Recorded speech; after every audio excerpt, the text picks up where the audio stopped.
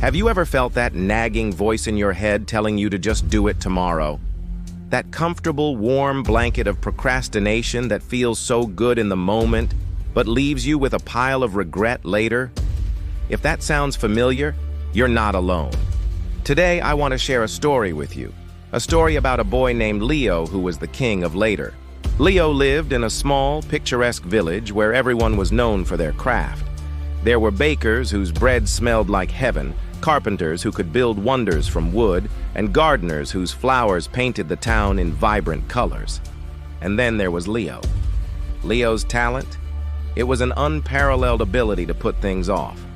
His room was a chaotic masterpiece of unfinished projects, his chores were always almost done, and his potential was perpetually just around the corner.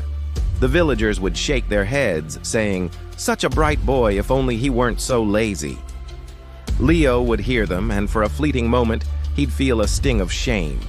But then, the siren call of his cozy bed or the latest video game would lure him back into his comfort zone.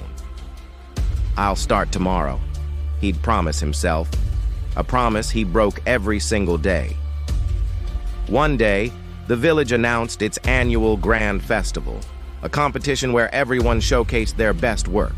The grand prize was a special apprenticeship with the most renowned master artisan in the entire region. This was a once-in-a-lifetime opportunity. A spark ignited within Leo. He had always dreamed of becoming a great inventor, creating things that would amaze everyone. He had a brilliant idea for a small, self-watering planter, a device that could truly help the village gardeners. "This time will be different," Leo declared. He gathered wood, gears, and sketches, his heart thumping with a rare and exciting feeling: ambition. He spent a whole day designing, his mind buzzing with creativity. But on the second day, the old habits crept back in. The sun was too warm, his bed looked too inviting, and the thought of all the detailed work ahead felt overwhelming. "I've made a good start," he rationalized. "I deserve a little break. I'll finish it tomorrow." But tomorrow turned into the next day, and the day after that. Each morning, Leo would look at the pile of parts, feel a surge of anxiety, and retreat back into his world of later. The festival was drawing closer, and the unfinished planter became a monument to his procrastination, mocking him from the corner of his room. The evening before the festival, a wave of despair washed over Leo. He saw the lights being strung up in the village square, heard the excited chatter of his friends putting the final touches on their creations. He was a failure. He hadn't even truly tried. He slumped against his wall, the weight of his own laziness crushing him. Just then, his elderly neighbor, Mr. Silas, a retired clockmaker with wise, twinkling eyes, knocked on his door. He saw the dejected boy and the pile of abandoned parts. He didn't scold Leo. Instead, he sat down and said softly, "Leo, the heaviest thing in the world isn't wood or metal, it's the word tomorrow." Mr. Silas pointed to a magnificent grandfather clock in his own home. "When I was your age," he began, "I wanted to build this clock, but I was afraid. Afraid I wasn't good enough, afraid I would fail, so I kept saying tomorrow. Years passed, and my tomorrow never came.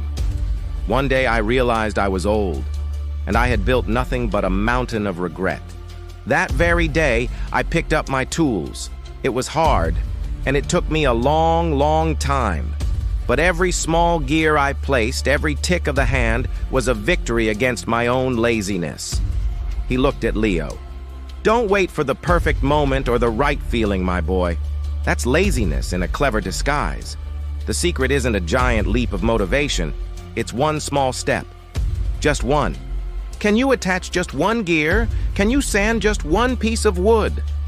Something in Mr. Silas's words broke through Leo's haze. One small step. It didn't sound so daunting. He looked at the mess, picked up a single wooden panel, and began to sand it. Then he attached one small gear, and another.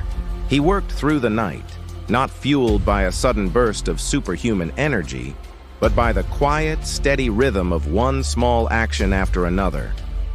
His planter wasn't perfect. It was a little wobbly, and the paint was rushed. He didn't win the grand prize, but when he placed it in the festival square, the villagers didn't see a failure. They saw Leo, the boy who always said, "Later," finally showing up. They saw effort.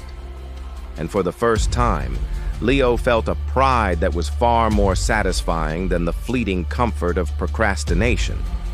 That day, Leo didn't overcome his laziness forever. It still whispered to him some mornings, but now he knew its secret.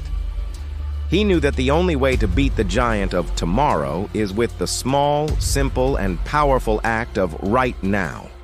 So, what's your one small step today? Don't wait for a grand festival or a perfect moment. Pick up that book, write that first sentence, do that one push-up. Start small and start now. You'll be amazed at the momentum you can build. Thank you so much for watching. If this story resonated with you, please give this video a thumbs up and hit that subscribe button for more content to help you build your best life. See you in the next one.